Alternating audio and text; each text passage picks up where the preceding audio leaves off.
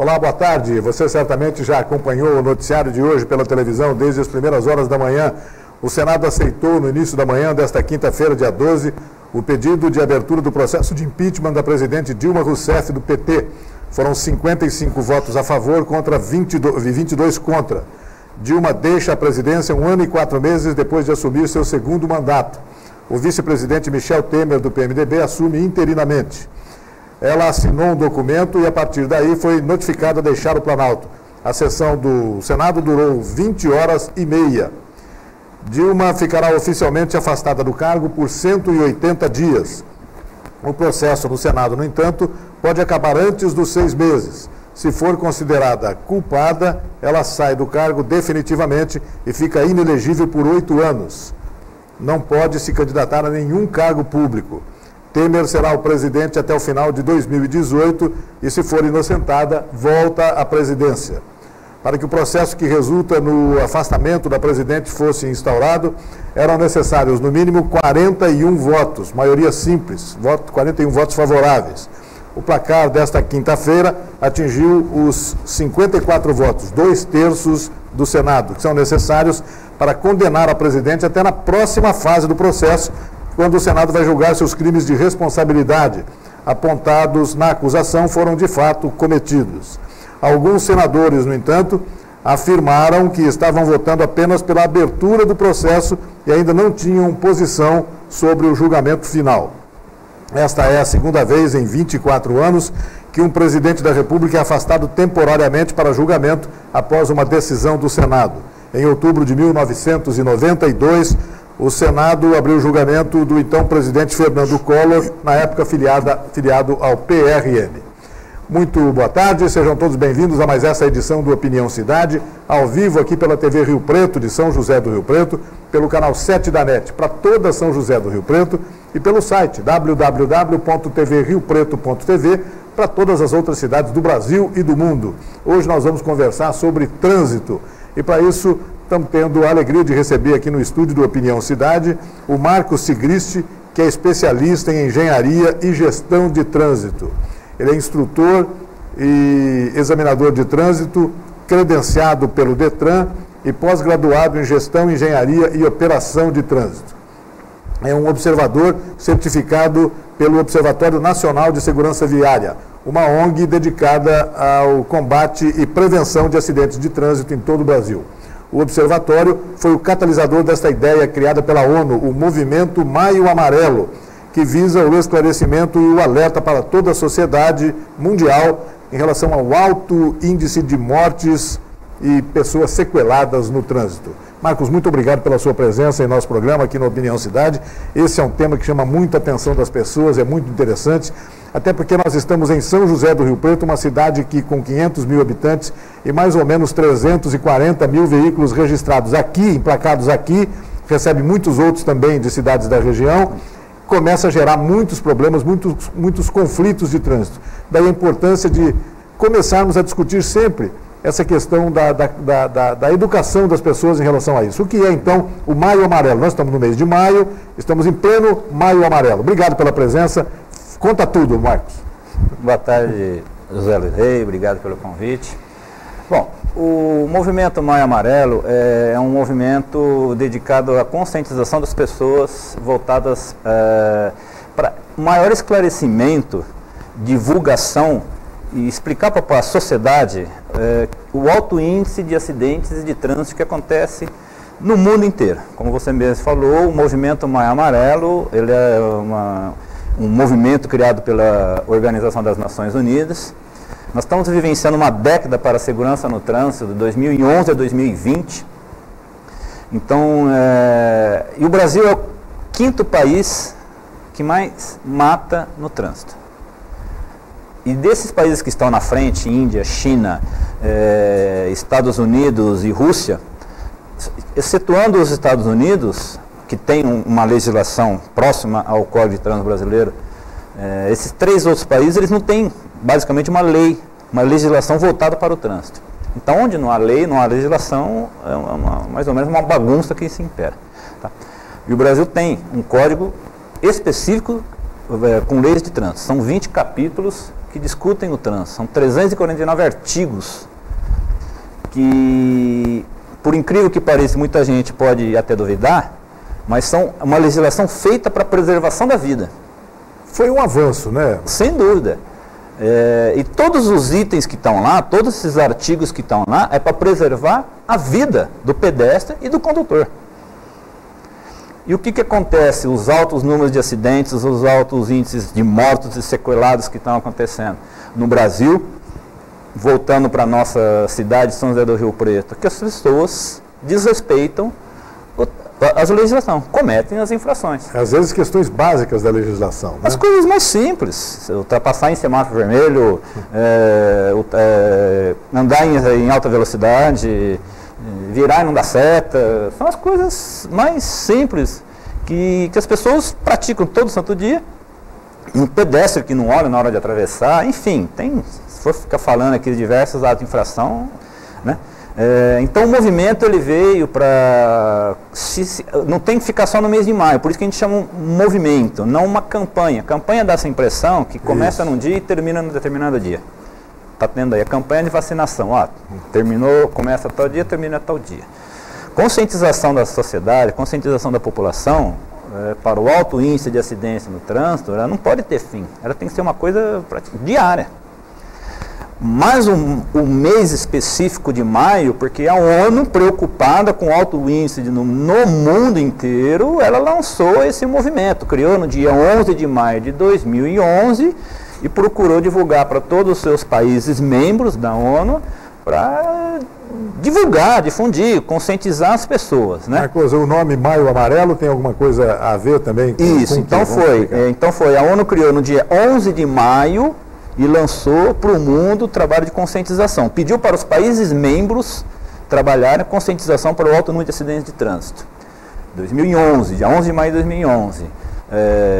O Observatório Nacional de Segurança Viária, que é uma organização não governamental, que trabalha só com profissionais dedicados às causas, discutir as coisas de trânsito, tanto na parte de legislação de trânsito, tanto na parte de engenharia, tanto na parte de educação para o trânsito.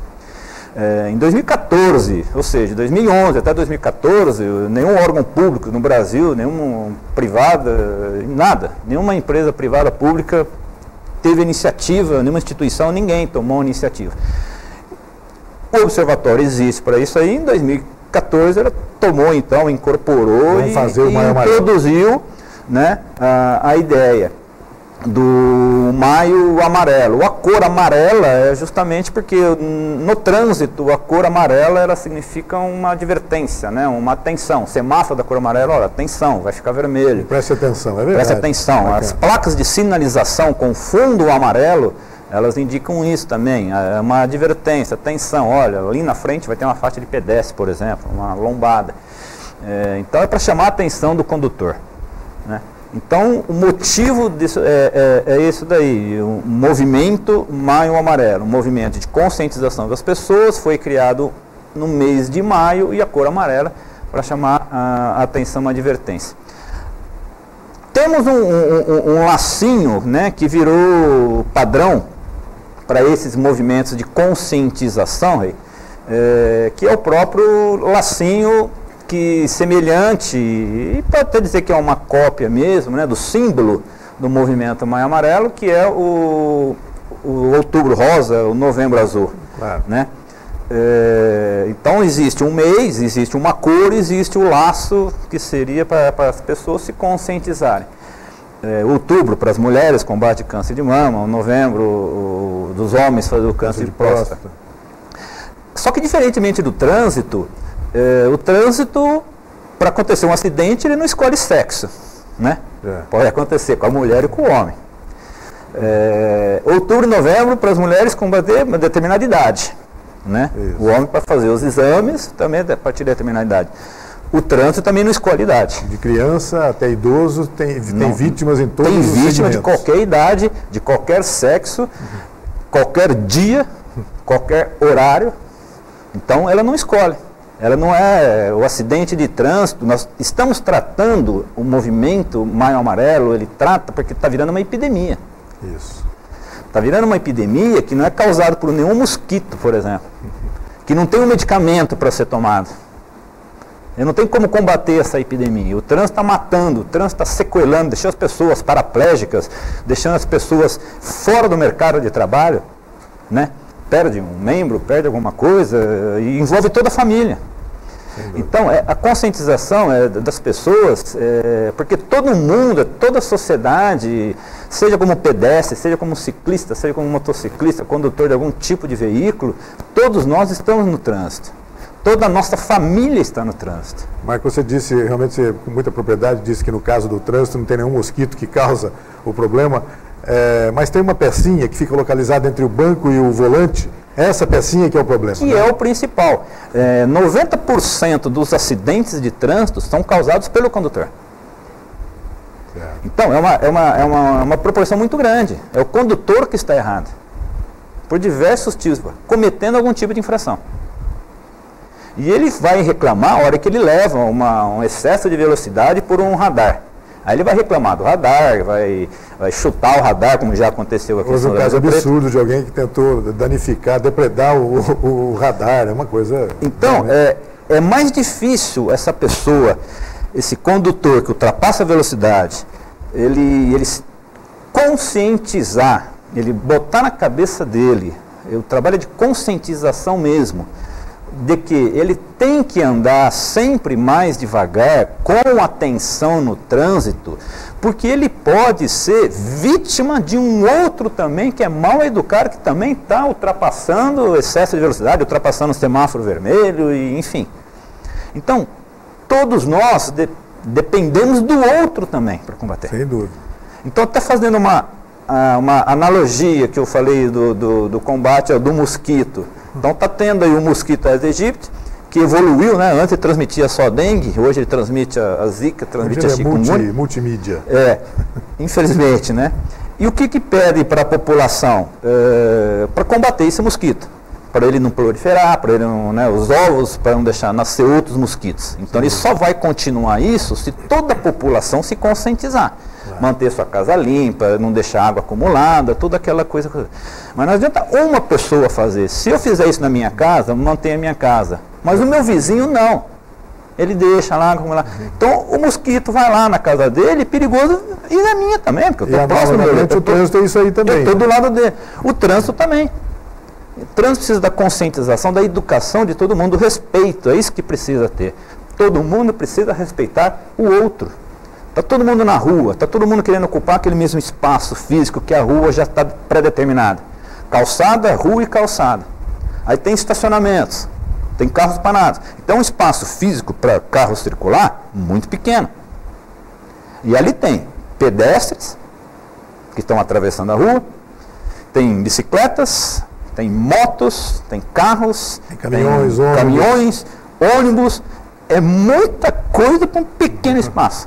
E todos eles querem ocupar o mesmo espaço ao mesmo tempo. Todo mundo precisa chegar, ir para um lugar e para o outro. Eles precisam se locomover. Claro. A rua é para isso. Vai haver conflito. Não tem jeito. Vai haver conflito. Marcos, e o Maio Amarelo agora? Que tipo de ferramenta, que tipo de instrumento você e os organizadores estão utilizando para conscientizar as pessoas? Eu sei que você está participando hoje do nosso programa aqui, é um dos objetivos, né? Sim. Eu sei que você tem um outro esforço junto aos meios de comunicação também, conversando sobre isso. Vai haver algum evento? O que é que vai se discutir nesse mês de maio, Marcos? Seja à vontade, por favor. Então, como o trabalho básico, principal é a conscientização de toda a sociedade que está envolvida no trânsito, o movimento Maio Amarelo é esse mesmo, é conscientizar órgãos públicos, conscientizar empresas, conscientizar toda a população, mostrar para eles que eles têm uma reflexão, são eles que têm que refletir, são eles que têm que fazer o trânsito mais humano. É a única coisa que a gente pede. Mais humano, então, mais cordial, né? Mais cordial. E isso depende dele. Não sou eu que vou chegar e embutir na cabeça dele o que ele tem que fazer. É a consciência dele. Principalmente se ele tem que valorizar a vida dele e a vida do outro. Esse outro pode ser alguém da família dele. Então é isso que ele tem que pensar, porque se ele não for educado, o outro não é educado, vai acontecer dessa maneira. A tua família pode estar envolvida, então a conscientização tem que ser de todo mundo. Então eu estou indo em tudo quanto é espaço, seja de imprensa, seja de órgão público, seja de empresas particulares, é trabalhar a conscientização dessas pessoas. Então, vamos na rua, né, com cartazes, com faixas, com panfletos, no final, no último domingo, dia 29 de maio, uma caminhada lá na represa municipal, em frente ao Dama 1. Precisamos levar a informação para as pessoas. Sensibilizar, principalmente as crianças também, né? Sensibilizar, isso, trabalho de educação para as crianças. Por isso que eu acho importante... São os motoristas de amanhã, mas elas podem influenciar os pais agora. Mas, na verdade, não é só o motorista, né? Ele já é um pedestre. Isso. Ele já vai para a escola. Muitos vão para a escola a pé. Muitos vão para a escola de bicicleta. Muitos vão para a escola de van. Isso, com as peruas escolares. Com as peruas escolares, né? Ou é uma avó, uma tia, uma mãe, um irmão que leva. Então está todo mundo no trânsito. Sem dúvida.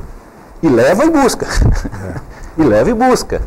Então, eles têm que saber, na questão do pedestre, procurar, tomar cuidado, olhar. Tem uma faixa de pedestre ali, as pessoas estão muito mal acostumadas. A faixa de pedestre está 2, 3 passos, 2, 10, 5 metros de distância. Mas ele prefere correr o risco de passar fora da... Não que a faixa de pedestre é de segurança. Mas ali é um local, é uma faixa específica para pedestre, né? Que ali, que o condutor do veículo, na hora que ele vê uma faixa de pedestre, ele aprendeu lá na autoescola ano passado, que ali é um espaço do pedestre atravessar de uma calçada até outra. É mais provável que as pessoas sejam mais seguras na faixa, claro que sim, não há dúvida em relação a isso. Exatamente. Agora, não tem faixa de pedestre em todas as ruas da cidade, evidentemente, mas procure atravessar geralmente nas pontas, porque você vai se habituando. Esse que é o grande diferencial. O ser humano, ele costuma fazer as coisas a partir do momento que ele vai crescendo, que ele vai evoluindo. Claro. Marcos, deixa eu te perguntar uma coisa. Em relação ao trânsito de São José do Rio Preto, como a gente já disse, uma cidade importante, que já tem um movimento de veículos, de pedestres expressivo, etc. O que você diria, quais são os grandes problemas do trânsito de Rio Preto? É o telefone celular, o bendito telefone celular? É a motocicleta, que nem sempre respeita as regras mais comezinhas e básicas do trânsito? Qual que é o grande problema do trânsito de Rio Preto, na sua opinião? Na opinião de um técnico como você. Bom, primeiro, São José do Rio Preto é a 10ª cidade que mais mata no estado de São Paulo. Então já começa por aí. E as cidades que estão na frente são as cidades maiores que Rio Preto. Ou seja, população maior, maior número de frota de veículos, maior número de acidentes. Então Rio Preto só está na frente da população menor que ela. É a 10ª cidade que mais mata. O ano passado morreram 74 pessoas no trânsito de Rio Preto. Isso dá uma média de 6 pessoas mortas por mês. Esse ano, eu já fiz um levantamento. Janeiro, fevereiro e março, os 3 primeiros meses, eu não fechei ainda abril. Mas já morreram 15 pessoas. Nossa. Uma média de 5 pessoas por mês, praticamente a mesma média do ano passado. Estou falando de pessoas que vieram a óbito, perderam a vida. Não estou falando da pessoa que está lá, sequelada, né? Algum tipo de sequela, está lá internado no hospital, ou que saiu do hospital, mas está em casa, ou seja, não está trabalhando, não tem trabalho, não tem renda. Não tem renda, não sustenta a família. Gera incapacitação profissional. Gera incapacitação profissional e psicológica. Né? E gera muito prejuízo material. Prejuízo material, né? Aí você vai envolver a parte financeira e o psicológico. Dependendo, você não sabe do que aconteceu com você, você vai envolver família. Se você está lá numa cadeira de roda, alguém vai ter que cuidar de você. E se você era a única fonte de renda para a família. Então você já moveu o todo psicológico de toda a família. Né? Então esse é um trabalho de conscientização que a gente sempre insiste. Agora, Rio Preto, aí você citou, então os índices de mortos estão aí, são números, são estatísticos, de novo, é uma coisa fria, são números, né? E se não conscientizarem as pessoas, porque quem faz o trânsito somos nós mesmos. Somos nós condutores, nós pedestres. Então nós é que temos que conscientizar. Se nós não tomarmos a conscientização todos, porque todos estão envolvidos no trânsito, nós vamos manter esse alto índice de mortes. Aqueles eventos que eu citei realmente estão entre os principais aí? O celular, então, não há dúvida. Várias pessoas antigamente só falavam no celular, eles têm também que no Brasil, não tem um número, nenhuma pesquisa que indica o uso de celular durante a condução de veículo, se tem algum tipo de acidente causado. Não tem uma estatística ainda, uma pesquisa montada. Porém, nos Estados Unidos já tem uma pesquisa voltada para isso. E essa pesquisa aponta que o risco de você causar um acidente usando o celular, ele aumenta em 400%. Então, se você pensar, infelizmente, é comum o uso do celular. Infelizmente. Mas existem diversos outros tipos de infração mais antigas. Tá? Uma mais tradicional, infelizmente, o não uso do cinto de segurança no banco traseiro. Realmente. Então isso é um agravante muito sério. Do banco e ninguém nem consegue tirar mais. É muito sério e muito. O cinto, ele existe para salvar vidas. Por isso que ele é um item obrigatório no carro. E você lembra bem, antigamente, o cinto, os carros mais antigos não tinham cinto de segurança. Aí foi evoluindo, vieram as leis, vieram os trabalhos de segurança, colocaram o cinto salva-vidas. Só que veio aquele cinto, né? Aqui que só prendia aqui na parte de baixo das pernas. Ou seja, aquele movimento que você faz quando dá uma freada no nosso corpo, você coloca a cabeça, você morria, muita gente morreu, movimento do pescoço.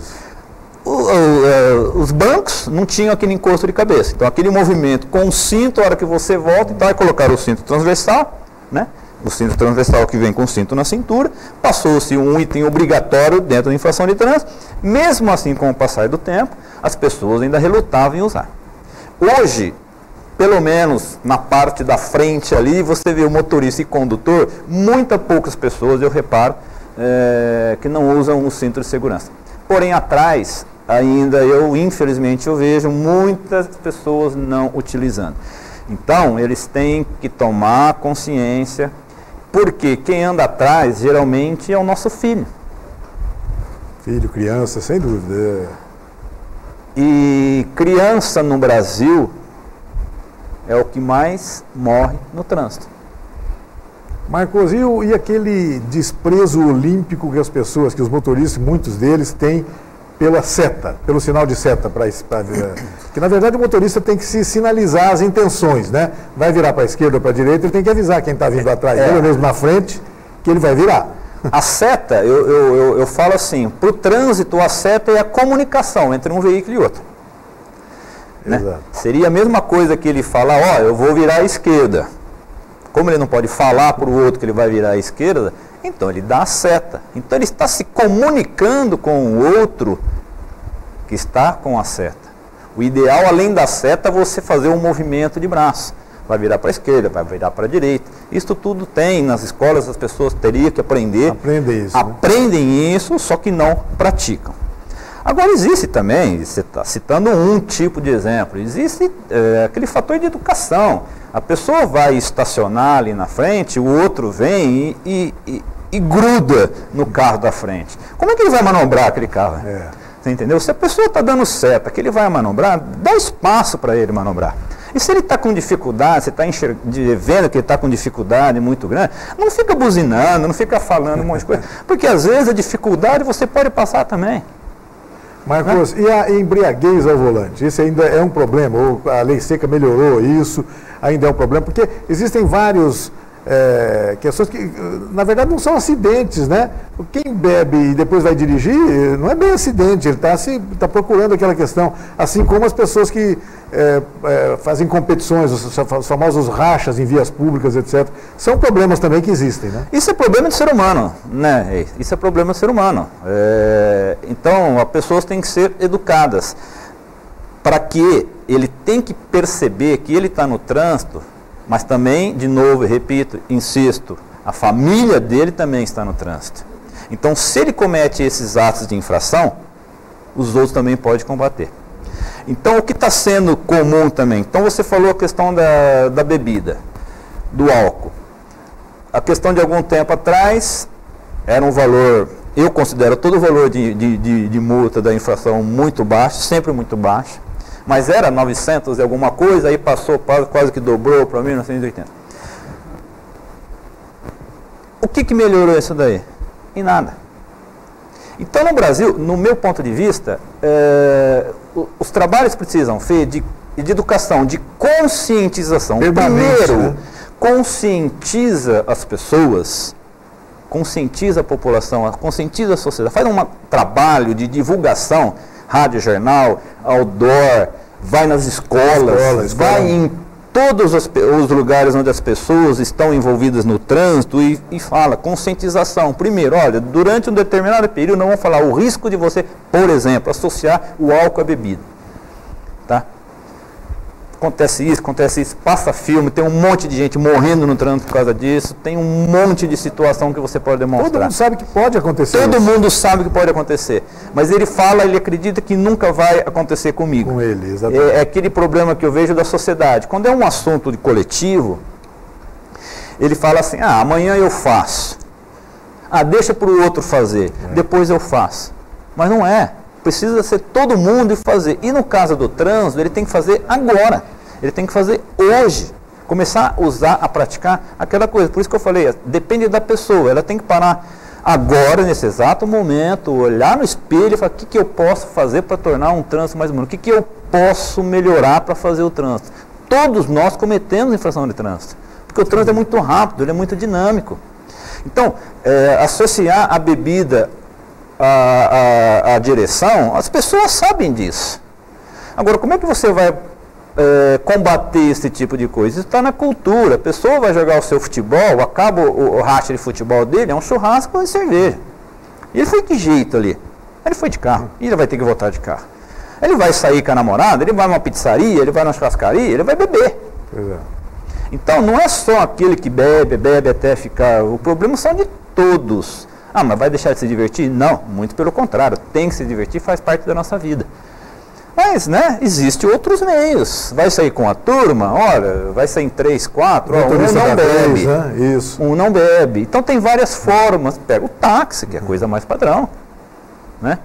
Então, mas é trabalho de conscientização. No Brasil, primeiro eles colocam a multa, eles punem para depois educar. Eu acho que deveria fazer o contrário. Faz um trabalho de educação constante. Trabalha nas escolas, pega aquela criança com 10 anos de idade, começa a falar sobre educação para o trânsito para ele, dentro do que ele pode ir absorvendo, vai falando sobre trânsito. Com 11 anos de idade ele já aprendeu mais alguma coisa, ele vai aprender. Com 12, a hora que ele chega com 18 anos de idade, a hora que ele vai tirar a sua carteira de habilitação, a sua CNH, a hora que o instrutor vai começar a ensinar para ele, ele falou, ixi, faz 5, 6 anos que eu estou ouvindo isso daí, eu já sei como é que tem que fazer. Eu já sei que tem que dar seta na hora que eu for virar, eu sei que tem que, se o pedestre começou a atravessar, eu tenho que parar para ele é a pessoa mais frágil, eu sei que eu tenho que um semáforo ficou amarelo, eu não posso passar. Enfim, existem diversas maneiras de você educar as pessoas e não embutir goela abaixo a questão da multa. Sim, a questão da hora, você passou no sinal vermelho, você vai ser multado. Aquela pessoa que tem um bom poder aquisitivo, ele vai continuar pagando a multa e vai continuar fazendo as coisas erradas. Então eu acho que isso não educa ninguém, como o radar não educa ninguém. Sem dúvida. Deixa eu perguntar para você, a sua opinião como técnico desse assunto. O que você acha do processo de formação de condutores no Brasil? É bom esse processo? As antigas autoescolas, hoje centros de formação, alguma coisa assim, tem que ter aparelhado, tem que estar aparelhados, inclusive com simuladores, estão ou não estão? Isso vai ser obrigatório, não vai? Fala um pouquinho sobre isso tudo. Isso.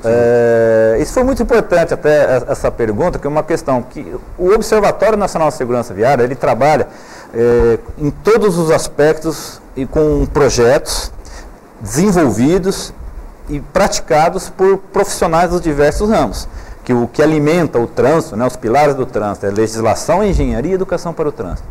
Então, nós lá do Observatório, nós temos técnicos, especialistas, profissionais que estão há muito tempo trabalhando e dedicando para esses segmentos. Então, uma coisa muito importante que você falou e que eu tive uma participação direta nisso foi a questão de simulador de trânsito. O condutor hoje ele é mal formado no Brasil. Tá? O instrutor de trânsito também foi mal formado. A própria estrutura, o sistema de você formar um novo condutor é digamos, uma estrutura falida, ultrapassada. Então ela precisa ter um choque aí de revolução. Uma das coisas que começou o trabalho do observatório foi a implantação de simuladores. Então foi pesquisar, principalmente nos Estados Unidos e no país da Europa, que adotam, alguns por obrigatoriedade, alguns opcionais, os simuladores de direção. Em 2014, já com todo o material próprio, inclusive na parte de legislação, né, o Observatório preparou um manual de um novo currículo para o instrutor de trânsito. A formação de um novo condutor. Esse manual tem 420 páginas, para você ver a importância desse trabalho que o Observatório elaborou. E discutiu, junto ao DENATRAN, né, Departamento Nacional de Trânsito, uma questão de obrigatoriedade. Porque mostrou, né, todos os aspectos para o DENATRAN, as principais funções e o que poderia melhorar, não é a solução dos problemas, mas é uma parte da solução do problema, na formação desse novo condutor. Isso em 2015, então, diante desse trabalho apresentado junto aos órgãos de trânsito, eles soltaram uma norma que os FCs tinham que adotar durante o ano todo de 2015 como optativo o uso de simuladores de trânsito, de simuladores de direção, desculpa. Então foi doando alguns trabalhos, poucos CFCs do Brasil adotaram essa média, porque aquele tal negócio que é opcional, não é obrigatório, eu não vou fazer. Porque a primeira coisa que eles pensam também, o brasileiro, mas isso aí é mais um custo, eu vou ter que comprar, e eu vou ter que aumentar, isso aí eu vou ter que repassar para o Já tivemos tanto problema, né? Problema com o extintor, algum tempo atrás, problema com o estojinho médico, exatamente. As pessoas vão desacreditando das Então coisas. a primeira coisa que eles já pensam é que no financeiro. Ninguém parou para pensar o lado educacional. Bom, em 2015 encerrava-se o prazo. Entre final de novembro e dezembro, eu fui homologado, assim, nomeado pelo observatório a credenciar os fabricantes de simuladores de direção aqui no Brasil, porque agora, a partir de 2016, ia ser obrigatório, os CFCs ia ser obrigatório.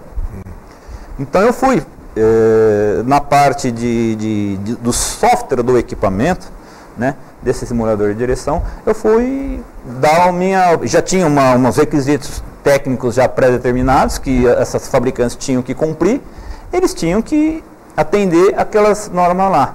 E eu fui credenciar essas empresas cadastradas. Aqui no Brasil são 5 ou 6 fabricantes, né?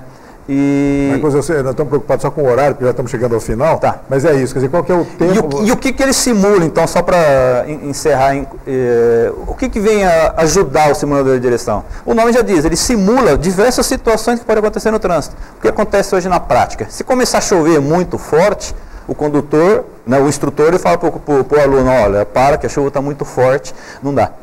Né? Se tem leva só onde não tem trânsito, vai só onde tranquilo você está aprendendo agora, é perigoso você causar um acidente. No simulador de direção, não, ele tem várias sequências para o aluno ir aprendendo, que ele pode simular diversos tipos. Olha, eu vou simular agora uma chuva intensa, porque é isso que acontece na realidade. Na vida real. É isso que acontece na vida real.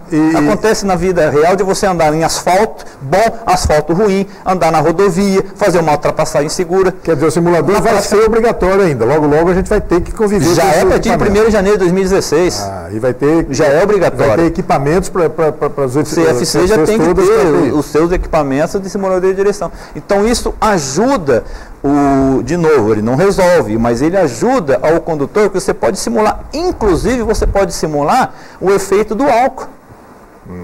Você mostra para o aluno, ele dirigindo, como se você tivesse uma quantidade X do álcool na simulação. Obviamente sem beber nada, mas você simula ultrapassar a velocidade. Se você frear, aparece uma pessoa de repente na tua frente, se você estiver em alta velocidade, de repente surge uma pessoa na tua frente, olha o tempo de freagem, você vai bater. Então você pode simular diversas situações, aí você já treina o condutor. Marcos, isso é muito importante. Deixa eu agradecer a sua presença, infelizmente já estão me avisando aqui que o horário... Você viu que nós começamos a conversa e o tempo já acabou. Puxa, eu queria agradecer muito assunto para falar. Desejar sucesso para você nesse trabalho todo que você está realizando, e sucesso Maio Amarelo em São José do Rio Preto. Obrigado pela presença, viu, Sigrist? Obrigado, José Luiz Reis, obrigado a todos vocês aí, e convidar quem está nos assistindo a participar desse movimento lá na represa, no dia 29, a partir das 9 horas.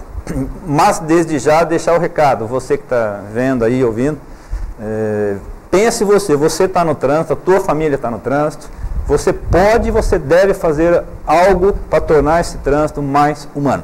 Essa é a questão. Obrigado, viu, Marcos? Obrigado. Eu conversei aqui com o Marcos Sigrist, especialista em engenharia e gestão de trânsito, sobre o Maio Amarelo que acontece neste mês aqui em São José do Rio Preto. Obrigado a você também que nos acompanhou em mais essa edição do Opinião Cidade. Desde já você está convidado a estar conosco novamente amanhã, a partir do meio-dia aqui na TV Rio Preto. Até lá, um forte abraço a todos. Tchau, pessoal.